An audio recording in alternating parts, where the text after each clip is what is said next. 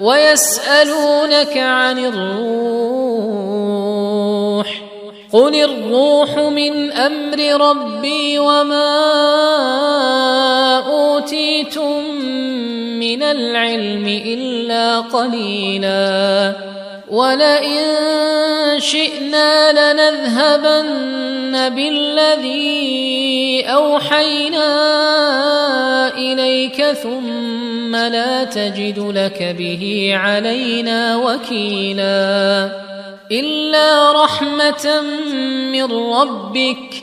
إن فضله كان عليك كبيرا قل لئن اجتمعت الإنس والجن على أن يأتوا بمثل هذا القرآن لا يأتون بمثله ولو كان بعضهم لبعض ظهيرا ولقد صرفنا للناس في هذا القرآن من كل مثل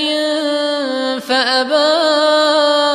أكثر الناس إلا كفورا وقالوا لن نؤمن لك حتى تفجر لنا من الأرض ينبوعا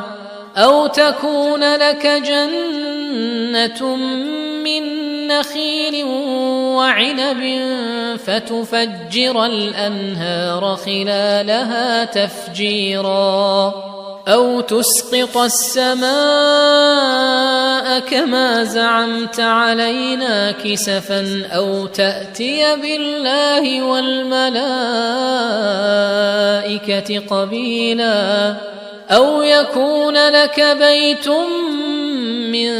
زخرف أو ترقى في السماء ولن نؤمن لرقيك حتى تنزل علينا كتابا نقرأه قل سبحان ربي هل كنت إلا بشرا رسولا